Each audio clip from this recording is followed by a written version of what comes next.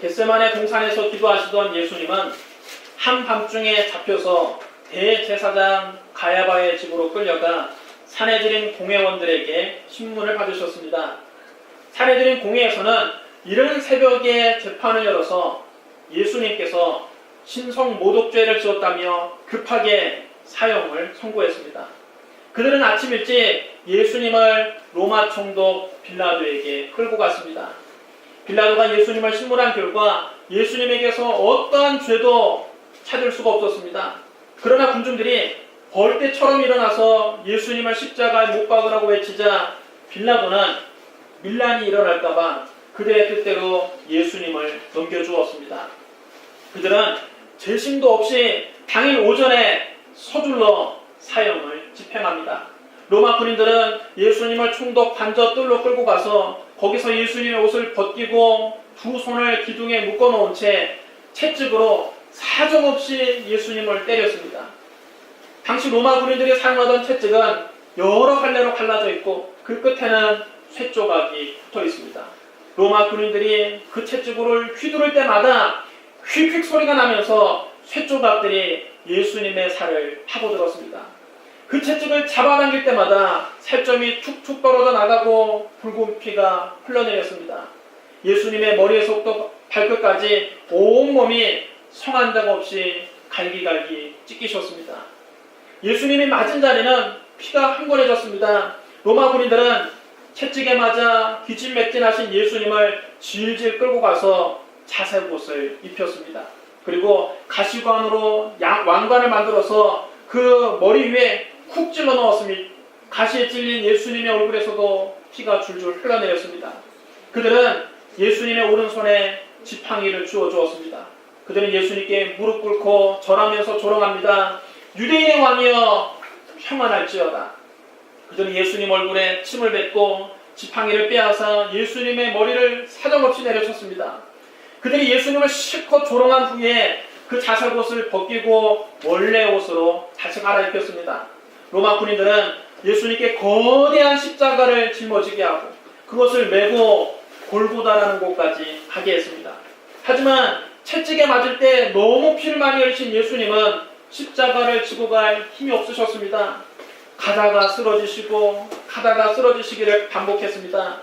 예수님은 무거운 십자가에 눌려 일어나지 못하셨습니다. 로마 군인들이 보기에도 더 이상 어찌할 수 없게 되었던지 옆에서 구경하던 구레네 사람 시몬을 붙잡아 억지로 예수님의 십자가를 지고 따라가게 했습니다. 많은 사람들이 예수님의 십자가를 따라갔습니다. 그 중에는 가슴을 치면서 슬피 우는 여인들이 많았습니다.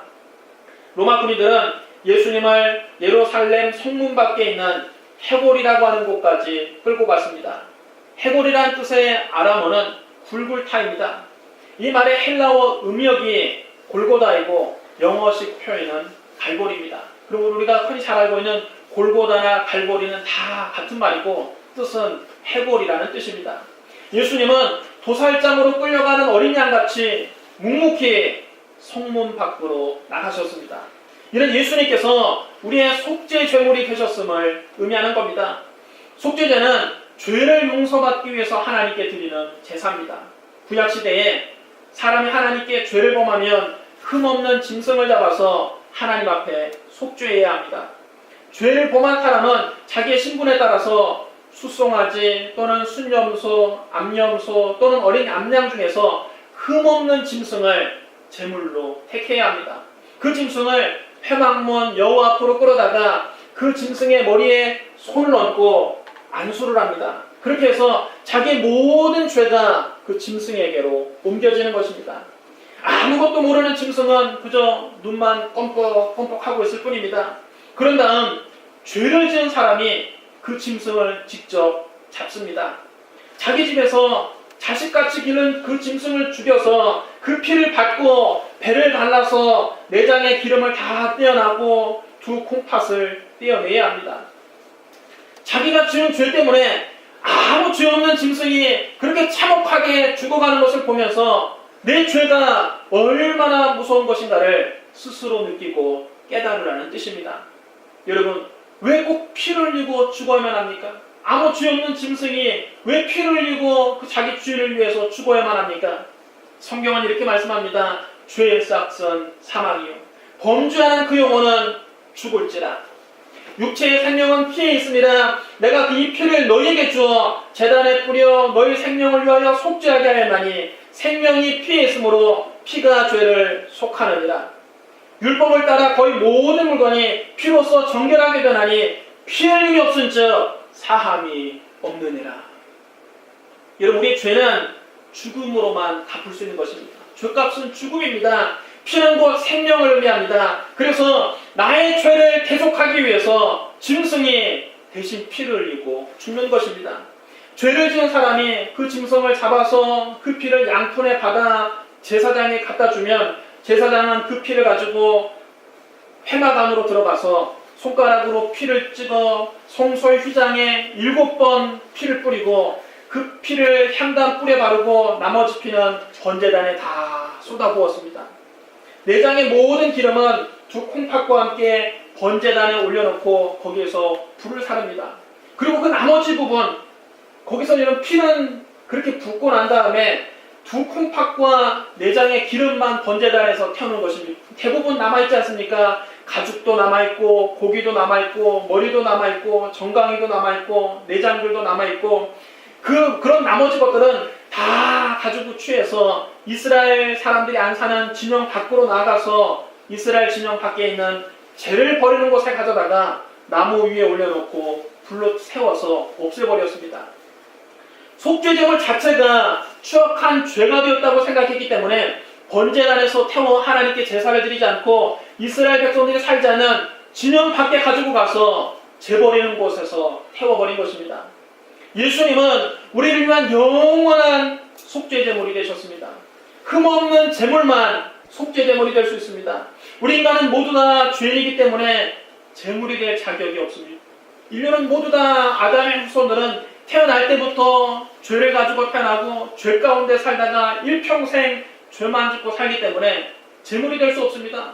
자기 죄도 해결하지 못하는 사람이 어떻게 다른 사람의 죄를 대신 담당하는 속죄제물이 될 수 있겠습니까? 그래서 아무 흠도 없고 거룩하신 하나님의 아들이 인간의 몸을 입고 이 세상에 오셔서 우리 대신 속죄제물이 되어 십자가에서 몸을 찢고 피를 흘리신 것입니다. 성경은 말씀합니다. 하나님이 죄를 알지도 못하신 이를 우리를 대신하여 죄로 삼으신 것은 우리로 하여금 그 안에서 하나님의 의가 되게 하려 하십니다. 예수님은 죄를 알지도 못하신 분입니다. 태어날 때부터 아담의 후손이 아니라 여인의 후손으로 태어나셨습니다. 아담의 씨를 받지 않고 동정녀 마리아의 몸에 성령으로 잉태되셔서 죄 없이 이 세상에 오셨고 33년 동안 이 세상에 사시는 동안 한 번도 아버지 하나님 뜻에 빗나가지 않으셨습니다. 죄를 알지도 못하시는 분을 왜 죄로 삼으셨느냐? 우리로 하여금 그 예수님 안에서 하나님의 의가 되게 하려고 우리를 대신하는 속죄제물을 삼으시려고 하나님이 예수님을 보내신 것입니다. 속죄제물이 진영 바깥에 재 버리는 곳에서 불태워 버려진 것처럼 예수님은 우리의 속죄제물이 되셔서 예루살렘 성문 밖으로 끌려가서 아무도 살지 않는 해골이라고 불리는 곳에서 십자가에 달리신 것입니다. 예수님이 예루살렘 성 안에서 십자가에 달리신 것이 아니라 성문 밖에 있는 해골이라고 하는 곳에서 십자가에 버려지신 것입니다. 히브리서 13장 11절로 12절에 이렇게 기록되어 있습니다. 이는 죄를 위한 짐승의 피는 대제사장이 가지고 성소에 들어가고 그 육체는 영문 밖에 불사름이라. 그러므로 예수도 자기 피로써 백성을 거룩하게 하려고 성문 밖에서 고난을 받으셨느니라. 예수님이 왜 성문 밖으로 끌려가셔서 골고다라고 하는 해골이라고 하는 곳에서 버려지셨느냐? 우리의 속죄제물이 되셨다는 증거인 것입니다. 예수님은 우리의 모든 죄를 사하여 주시려고 친히 속죄제물이 되셔서 성문 밖에서 고난을 받으셨습니다. 예수님은 십자가에서 우리 대신 속죄의 피를 흘려 단번에 영원한 속죄의 제사를 하나님께 드리셨습니다. 그럼 여러분, 이제 나의 죄를 씻기는 예수의 피밖에 없습니다. 다시 정죄하기도 예수의 피밖에 없는 줄로 믿습니다. 오늘 예수님의 보혈로 여러분의 모든 죄가 씻음받게 되시기를 주님의 이름으로 축원합니다. 골고다, 곧 해골이라 불리는 곳에서 예수님은 두 행악자와 함께 십자가에 못 박히셨습니다. 하나는 예수님 오른편에, 하나는 예수님 왼편에 있었습니다. 예수님은 흉악한 죄수의 취급을 받으며 두 행악자와 함께 십자가에 달리신 겁니다. 로마 군인들은 예수님의 거대한 그 십자가 위에 눕히더니 손과 발을 십자가에 먼저 밧줄로 꽁꽁 묶었습니다. 그리고 난 다음 예수님의 손을 잡아당겨 십자가 위에 대고 그 위에 녹슨 대못을 올려놓고 망치로 사정없이 내려쳤습니다. 그들이 망치질을 할 때마다 예수님의 뼈가 부서지고 붉은 피가 뿜어져 나왔습니다. 예수님은 고통스러워 절규하십니다. 예수님을 보려고 그 골고다까지 따라온 여인들은 차마 그 광경을 볼 수가 없어서 어떤 이는 눈을 가리고 어떤 이는 입을 가리고 홍곡했습니다. 십자가의 고통은 우리 인간의 상상을 초월합니다. 그럼 십자가는 인간이 고안해낸 방법 중에, 처형 방법 중에 가장 잔인하고 고통스러운 형벌입니다. 여러분 한번 생각해 보십시오. 산 사람의 손과 발에 대못을 박는다고 여러분 생각해 보십시오. 그래서 당시 로마법에서도 가장 흉악한 죄수만이 십자가에 매달리게 했습니다. 살인범이라든지 반란을 일으킨 사람이라든지 가장 흉악한 죄수만 십자가형에 처했습니다. 십자가 처형이 너무나 가혹하고 치욕적이어서 로마 사람에게는 십자가형을 내리지 않았습니다. 로마 군인들이 망치질하고 있을 때 예수님은 고통스러워 고개를 흔들며 하나님께 이렇게 기도하셨습니다. 아버지, 저들을 사하여 주옵소서. 자기들이 하는 것을 알지 못함이니이다.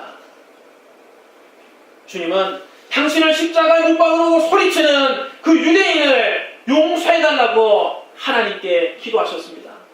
주님은 당신의 손과 발에 대못을 박는 로마인들을 용서해달라고 아버지 하나님께 호소하셨습니다. 1절에 예수님이 이렇게 말씀하신 적이 있습니다. 그러나 너희 듣는 자에게 내가 이르노니 너희 원수를 사랑하며 너희를 미워하는 자를 선대하며 너희를 저주하는 자를 위하여 축복하며 너희를 모욕하는 자를 위하여 기도하라. 너희 입뺨을 치는 자에게 젖뺨도 돌려대며 네 겉옷을 빼앗는 자에게 속옷도 거절하지 말라. 내게 구하는 자에게 주며 네 것을 가져가는 자에게 다시 달라 하지 말며 남에게 대접을 받고자 하는 대로 너희도 남을 대접하라. 너희가 만일 너희를 사랑하는 자만 사랑하면 칭찬받을 것이 무엇이냐? 죄인들도 사랑하는 자는 사랑하느니라. 너희가 만일 선대하는 자만 선대하면 칭찬받을 것이 무엇이냐? 죄인들도 이렇게 하느니라.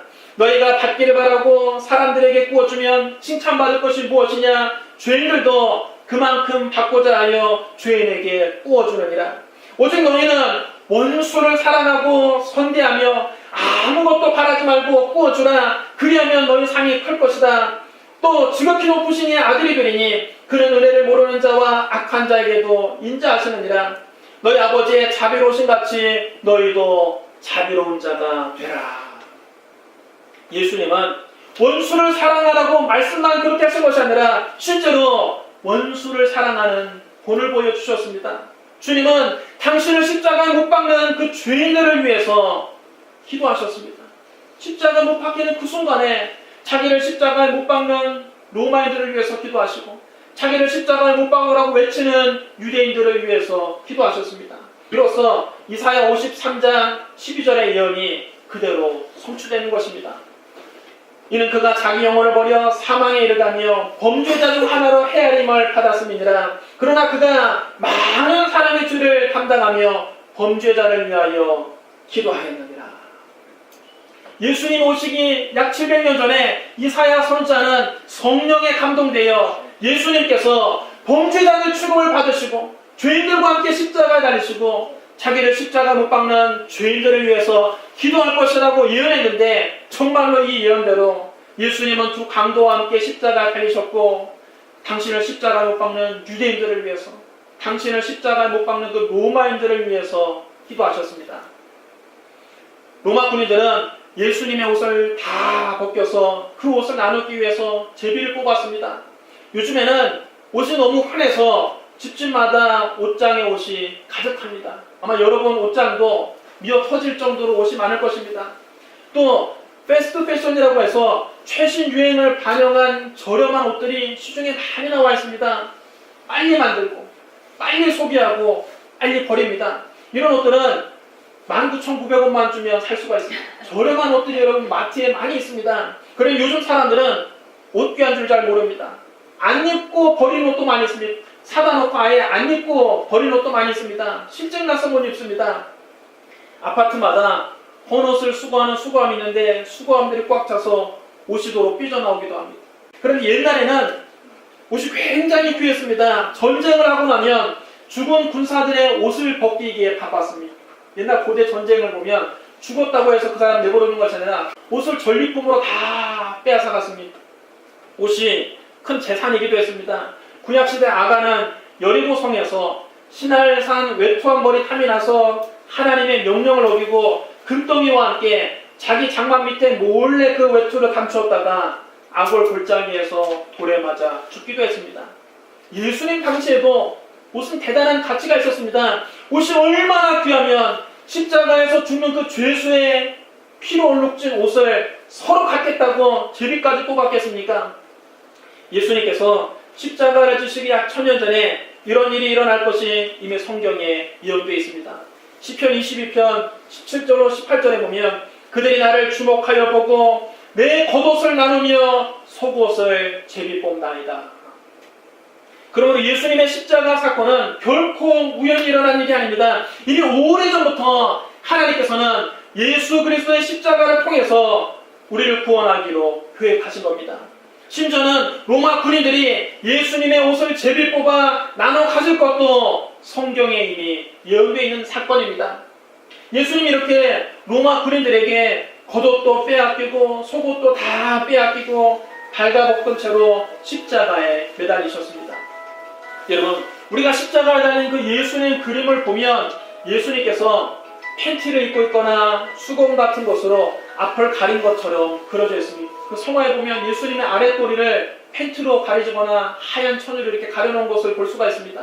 그것은 여러분, 화가가 예수님 그림을 그리다가 완전히 발가벗겨 그리기가 자기가 너무 민망해서 임의로 그렇게 가려놓은 것입니다. 화가 마음대로 그렇게 가려놓은 것입니다. 실제로는 예수님께서 시로라기 하나 걸치지 않은 채 완전히 벌게 벗겨져서 십자가에 매달리셨습니다. 그리고 얼마나 수치스럽겠습니까? 이는 예수님께서 우리의 죄에 대한 수치를 대신 담당하신 것을 의미하는 것입니다. 죄는 하나님 앞에서 벌거벗는 수치심을 줍니다. 아담과 하와가 죄를 범하기 전에는 두 사람이 벌거벗었으나 부끄러워하지 않았습니다. 그러나 죄를 범하고 난 다음에 말할 수 없는 부끄러움이 그들에게 다가왔습니다. 말할 수 없는 수치심이 마음을 점령했습니다. 그들은 자기들이 벗은 줄 알고 무화과 나무를 급히 따서 치마로 엮어서 자기 부끄러움을 가리려고 했습니다. 죄는 우리에게 이와 같이 수치심을 줍니다. 우리도 그렇지 않습니까? 죄를 범하고 나면 아무도 보는 사람이 없는데 부끄럽습니다. 말할 수 없는 수치심이 느껴집니다. 하나님 앞에 벌거벗는 수치를 느끼는 것입니다. 예수님께서 십자가에서 벌거벗고 매달림으로 우리의 부끄러움을 예수님이 대신 담당하신 겁니다. 아담과 하와가 자기들 죄 때문에 수치심을 느끼고 부끄러워할 때 하나님은 짐승을 잡아서 그 가죽을 벗겨서 가죽옷을 만들어 아담과 하와를 입히셨습니다. 예수님이 갈보리 십자가에 달리실 때 발가벗겨주심으로 저와 여러분의 가죽옷이 되신 것입니다. 예수님은 우리 대신 벌거벗은 수치를 대신 담당하시고 우리에게는 당신의 보혈로 빤 빛나고 깨끗한 세마포 옷을 입혀주셨습니다. 시편 32편 1절에 허물을 사함받고 자신의 죄가 가려진다는 복이 있도다. 나의 허물이 하나님 앞에 사함을 받고 용서함을 받고 나의 죄가 하나님 앞에 가려진 것은 큰 복이라는 것입니다. 예수님은 우리의 죄를 사하시고 우리의 죄를 가려주기 위해서 당신이 벌거벗는 수치를 대신 감당하신 것입니다. 오늘 예수님 안에서 여러분의 죄가 사함을 받고 여러분의 죄가 가려지게 되시기를 주님의 이름으로 축원합니다. 골고다 언덕에 예수님의 십자가가 높이 세워지자 백성들은 서서 구경하고 관리들은 예수님을 비웃으며 이렇게 조롱했습니다. 저가 남을 구원하였으니 만약 하나님의 택하신 자 그리스도면 자신도 구원할지어다. 네가 정말 하나님의 아들 그리스도라면 남들만 그렇게 구원할 것이 아니라 병든 자만 고쳐주고 죄인들만 용서해주고 남들만 구원할 것이 아니라 네 자신도 한번 구원해봐라. 조롱했습니다. 로마 군인들도 예수님께 신포도주를 갖다 주며 이렇게 조롱합니다. 네가 만일 유대인의 왕이면 너를 구원하라. 네가 정말 그렇게 유대인의 왕이라면 네 자신 한번 구원해봐라. 유대인들도 예수님을 조롱하고 로마 군인들도 예수님을 조롱했습니다. 로마 군인들이 갖다 준 신포도주는 로마 군인들이 평소에 먹는 값싼 술로 때로는 사형수의 고통을 덜어주는 마취제로 쓰이기도 했습니다. 마취제를 주면서 너도 한번 너를 구원해보라고 조롱한 것입니다. 유대인들도 예수님을 비웃고 로마 군인들도 예수님을 조롱했지만 십자가에 달리신 예수님은 입을 다물고 잠잠할 뿐 그들에게 아무런 대꾸도 하지 않으셨습니다. 저는 성경을 읽다가 이 대목을 읽을 때 항상 이해가 되지 않았습니다. 어렸을 때는 이 대목을 읽을 때마다 화가 났습니다. 왜 하나님의 아들이 이런 모욕을 받아야만 합니까? 원수들이 그렇게 조롱하는데 왜 당하고만 있어야 됩니까? 왜 십자가에서 못 내려오십니까? 나 같으면 원수들이 저가 남을 구원하였으니 만약 하나님의 택하신 자 그리스도면 자신도 구원할지어다 조롱할 때 당장에 내려와서 뭐가 어쩌고 어째 그래 내려왔다 이놈들아 꿀밤이라도 한 대씩 때려놓고 다시 올라갈 수도 있지 않습니까? 그랬으면 아마 다들 놀래 자빠지면서 정말 예수님은 하나님의 아들인가 보다 믿었을지도 모릅니다. 여러분 왜 예수님이 십자가에서 못 내려오셨을까요? 왜 남은 구원하셨으면서 당신 자신은 구원하지 못하셨을까요? 사실 예수님은 당장이라도 12군단도 되는 천사들을 불러서 당신을 구원하실 수 있었습니다. 그러나 만약 예수님이 그렇게 십자가에서 내려오셨더라면 예수님 당신은 사실 수 있었지만 우리는 구원받을 수 없는 겁니다. 예수님은 저와 여러분을 살리기 위해서 십자가의 고난을 묵묵히 참으신 것입니다. 이사야 53장 7절로 8절은 놀라운 말씀을 기록하고 있습니다. 그가 곤욕을 당하여 괴로울 때도 그의 입을 열지 아니하였으며 마치 도사로 끌려가는 어린 양과 털 깎는 자 앞에서 잠잠한 양같이 그의 입을 열지 아니하였도다. 그가 곤욕과 신문을 당하고 끌려갔으니 그 세대 중에 누가 생각하기를 그가 살아있는 자들의 땅에서 끊어지면 마땅히 형벌받을 내 백성의 허물 때문이라 하였으리요. 예수님께서는 형벌을 받아 마땅한 저와 여러분을 대신해서 십자가에서 죽으신 것입니다. 저와 여러분이 받아야 할 형벌을 예수님이 대신 받으신 겁니다. 예수님은 곤욕을 당하고 괴로울 때도 그 입을 열지 않으셨습니다. 마치 도상으로 끌려가는 어린 양과 털 깎는 자 앞에서 잠잠한 양같이 예수님은 묵묵히 십자가에 매달려 계셨습니다. 그러므로 예수님은 십자가에서 못 내려오신 것이 아니라 안 내려오신 것입니다. 왜 예수님이 대못에 찔리셨습니까? 우리의 허물 때문입니다. 왜 예수님께서 온몸이 피투성이가 되도록 그렇게 상하셔야만 했습니까? 우리의 죄에 대한 심판을 예수님이 대신 받으신 겁니다. 왜 예수님께서 그렇게 무시무시한 징계를 받으셔야만 합니까? 하나님과 우리의 사이를 화목하게 하시고 우리로 평화를 누리게 하기 위해서입니다.